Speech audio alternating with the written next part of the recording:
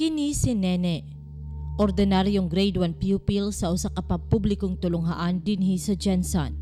Apan lahi sa ubang bata si Nene, adunay mapait nga kaagi sa kinabuhi.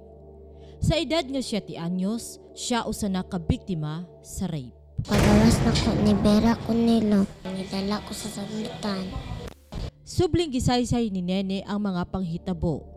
Giusa-usa niya kanamo ang pait nga iyang giagian sa mga kamot sa tawo nga walay konsyensyang mikutlo sa iyang pagka-inosente. Nahitabo kini ni atong Nobyembre 5 ning kasamtangang tuig. Alas 10:30 sa buntag, sayo kuno nga gibuhian sa ilang eskwelahan ang mga estudyante. Doon lamang ang panimalay sa biktima gikan sa ilahang eskwelahan. Apan paggawas ni Nene sa gate sa ilang eskwelahan, tulo kuno ka lalaki ang sakay sa usa ka single nga motorsiklo, ang kalit nga gibira ang bata o gipugos pagpasakay.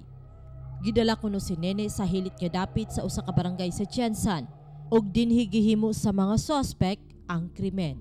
Sa akong padayong pakiginabi sa biktima, dugang testimonya pa ang akong nakuha kaniya. Giiksa lamang siya sa usa ka libon nga dapit, human siya gipahimuslan sa suspect. Gidugang pa ni Nene nga maayo na lamang ug wala siya gipatay sa mga suspetsado. Apan lakip niini ang paghulga sa iyang kinabuhi kung musumbong kini sa mga otoridad.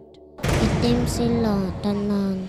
Tas tung taga Espina, tas nitalian niya ako, tapos nipakain ako ng hilo, tas nakatakos ako. Dagkan sila tato sa lawas. Mga kobra, mga snake. Si Nene ang kamagulangan sa tulo ka mga anak ni Cheche, ang inahan sa biktima. Hangtod karon, halos dili pa madawat sa inahan ang gidangatan sa iyang anak. Nato ko sa eskwelahan. Wala man dito akong anak. Nagipangita na ako. So mga bandang alauna ata, nibalik na po ko sa eskwelahan. Nabdan na ako akong anak dito pero kuha na siya lang katiyang blouse. Tapos ugaw iyang palda nga uniform. Tapos iyang buhok wala na lutar. Ang kaso ni Nene wala pa maapilo sa pinakaulahing ihap sa buhatan sa Medical Legal sa City Health Office sa General Santos City. Bisan si Dr. Antonieta Odi, ang Medical Legal, na alarma na sa taas nga ihap sa kasong rape karon sa Dakbayan. Actually, alarming siya, tumataas. Pero yung first quarter talagang pinakamataas. Lately, parang hindi na masyado because of we have this awareness program, no, per barangay. We conducted an awareness program on rape in coordination with the PNP sa 26 barangay ng Jensan. Sa dato sa buhatan sa Medical Legal, miabot na sa 161 ka mga kasong rape ang natala sa ilang buhatan. Kinisulod lamang sa bulan sa Enero hangtod sa Oktubre, kung diin sa 63 niini sulod lamang sa unang quarter ning tuig. Nga alang kang Odi, ang ayan nga ikaalarma sa mga hingtungdang ahensya sa gobyerno ang maong kaso.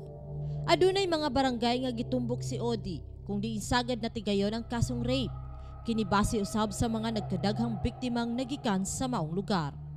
Actually, meron tayong sinasabi na serial rapist, no, nung tricycle driver. Ito yung nag-ooperate dyan sa may Labangal area, tsaka Apupong. Ang pangutana karon, unsa man ang gihimo sa kapulisan ta aron mapakgang kini? Gikuyugan namo si Cheche og Nene sa presinto 2 kon Makar PNP aron makuha ang bahin sa kapulisan ta gumikan kay pipila ka adlaw na human nahitabo ang krimen, wala pa'y nahatag nga aksyon ng PNP. Personal namang nakahinabi si Police Senior Inspector Lauro Espida, ang Station Commander sa Police Precinct 2. Iyang gipasalig kanamo ang hinanaling investigasyon ug pag-aksyon sa maong kaso. Ang atong karon sa inahan, no, kay na na interview nato mismo katong ginikanan katong mama. So ginahulat nato ang medical result sa ilang gipano sa ato ang medical legal si Dr. Ode, na which is according to her na bukas makukuha Webes. So rest assured na pag nakita na natin yung result ng kanyang medical, so makakagawa na tayo ng progress doon sa kaso na ipapile natin, no? Pag totoo yung plate number na nakita natin kung sinong may-ari ng plate number na yun, motorcycle na yun, no? So madadali natin matrace yan kasi yun doon pa lang pwede natin imbitahan, tanungin kung sino yung may dala ng motor na during the time of the incident. Usa-usab si PNP City Director Cedric Train ang mipasalig nga wala magpasagad ang kapulisan sa pagpakgang sa maong mga krimen. Aktibo sumala pa ang division sa Women's and Children's Desk sa kapulisan karon sa Dakbayan aron mahatagan og hinanaling tabang ang mga susamang kaso karon. Kauban niini ang pasalig ni Train nga luwas pa ang Dakbayan sa mga susamang krimen. May mga reports diyan na mga rape at sexual abuse pero hindi nakakarating sa atin po. So ang sa ating office lang ay is lesser than that number, no. Ang karamihan dito na cases kasi na napatala sa atin ay mga incestuous cases. So yan ang isang area of concern natin dito at yan ay binibigyan ng atensyon ng ating Women and Children Protection Desk. Bisan pa man sa pasalig sa kapulisan, gisusi ko ang tinubdan kung nganong adunay mga susamang krimen sama sa rape.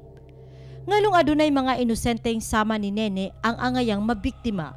Mga pangutanang gipangitaan nako og tubag pinaagi kang Dr. Marius Orlando Oco, usa ka psychiatrist. Kung titingnan natin ang statistics ng General Santos ngayon with regards to sexual abuse, no, medyo tumataas. Marami tayong i-consider na factors yan kung bakit nagkakaroon ng mga rape, no? Bakit nagkaroon ng victim at saka bakit nagkaroon ng rapist. Okay? Usually, sa rapist, sa side naman ng rapist, majority ng mga karamihan, no, based on studies, yung mga rapists are victims of abuse din. Luwas man o dili ang dakbayan sa mga krimeng sama sa rape, ang ngayon natong hinumduman, ngang matag-usa ka nato adunay igong katakos nga proteksyonan ang atong mga kabataan batok sa mga krimen. Responsibilidad nga ang matag-usa ka nato adunay mamahimong lakang aron batukan kini.